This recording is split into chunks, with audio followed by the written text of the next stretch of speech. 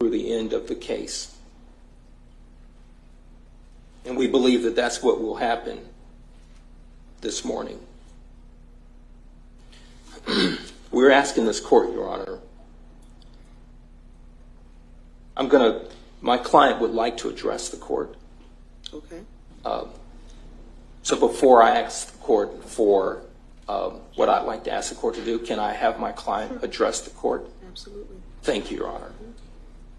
All right.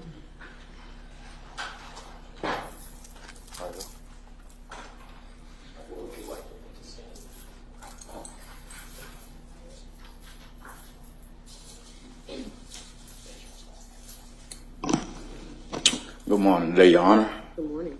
I want to start out by thanking you for giving us a fair trial.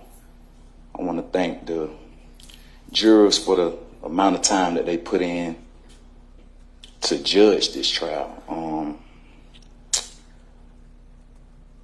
This time being on this trial, I was able to see how the jurors are put in a tough position to, sit there and judge someone's life, and, it's a hard decision, and I felt like they made the wrong judgment. I've done things in my life. I'm not perfect. But the things I've been accused of, I know that I haven't done those things. I know it's typical for a person to come up here and, show remorse to, crimes that they have done, but I can only show remorse to the people that I know that was in this trial, which is Kiera Adams, Deanna Sanders, and Jasmine Brown. Not remorse on behalf of like I did anything to them, because if you know me, and people who really know me know that I wouldn't force anybody to do anything.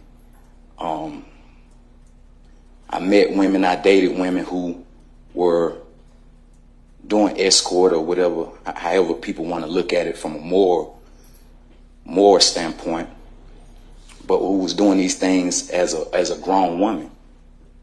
I've only dealt with grown women. Nothing was forced. Nothing was coerced or anything of that nature. If you notice, before this trial, no woman can say anything about me before this trial.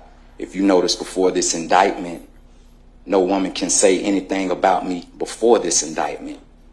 I get the situations that people are put in when they're faced with a certain type of crime or a certain type of time, and they're bullied into this situation to put the blame on someone, or to put the blame on Cash Out, or to put the blame on someone who's at the top. That's why I didn't really fault them for their decision. I didn't fault Deanna Sanders for making her decision during a proffer. She just had a child. Mind you, she was just on video call with me while being incarcerated. I don't fault Kiera Adams for doing the things she did with her proffer, because mind you, she was facing a certain amount of time handling her probation in different cases that she's on. I don't fault people for making accusations, because I'm a man that typically let women leave on their own behalf. Never held them in prison or held them in slavery or said, you can't leave me, or you can't do this. Every woman you seen come on this stand showed you that they left and came back willingly on their own. What I mean by that, they left on their own and they came back willingly on their own. During this trial, I was able to see, how valuable life is, and how valuable the people that you hang around, or the people that you even date, or the people that you even know, how valuable it is to judge their character. Sometimes I let people stay around who I knew was going to affect a situation that I had going on. So I don't, and for the people who came to this trial that I never met a day in my life, never had any contact with them, never had a text message with them, never had an interaction with them, don't even know where most of these stories came from. It's baffling. Never forced a woman to commit a sexual act. I've been traveling all around the world from here to Dubai, and you would never hear a woman say that I forced them to do anything sexual or commit a rape with anybody. I don't hang around people that do things of that nature. I feel like, and somebody asked me this the other day, it was like, every time I see your head high and you always smiling, because when you have that confidence, it takes me back to the Bible. When you have that confidence and you know you can be falsely accused of things, Jesus was falsely accused, a lot of the prophets were falsely accused. You don't have that emotion like you've done something. So if you see me with my head high, or if you see me smiling, it's because I know at the end of the day, through Jesus Christ, the Most High will always give you the actual judgment. So I really thank you for providing us a fair trial. Just me getting to know you during trial, I was like, she's just the judge. But when you sit 12 people in that panel and you have them, judge our lives and, put them in a position to judge our lives, it takes you back to, once again, the Bible, when people had to judge these prophets' lives. And I say, if you know me, you actually know me. There's plenty of people that know me in this world. There's plenty of people that know me in this jail. There's plenty of people that know me where I'm from. Like I say, once again, I'm not perfect. I come from certain areas. I come from, certain environments. I come from doing things in my past life before the music. But I'm here to tell you that if you sat in this trial and you paid attention to this trial, before these dates, no woman could ever say, I've done those things to them. Before these dates, you can go on my Instagram and see these women enjoying themselves, having their own things, living their own life.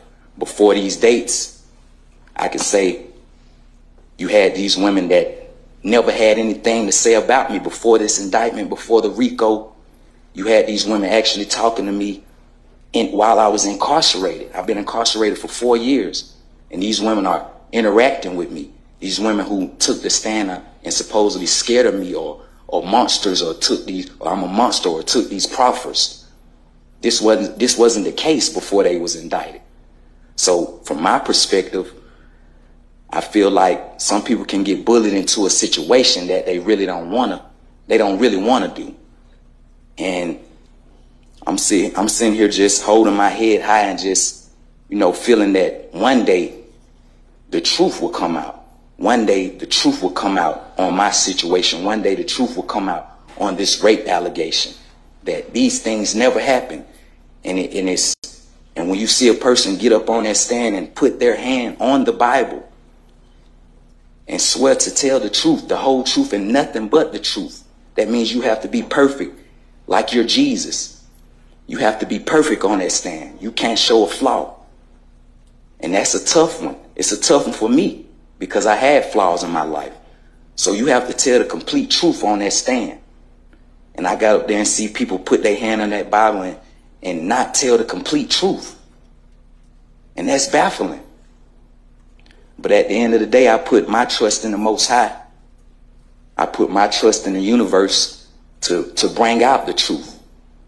To bring out the truth of these people who made these allegations. To me, it's like you have no heart. You have no heart.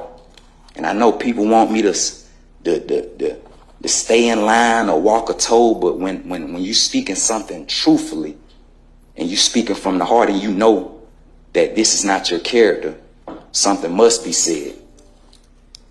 And I just wanted to address the court and give my perspective on the things that I felt during this trial, and the judgment that I felt that the jurors gave us was not the correct judgment.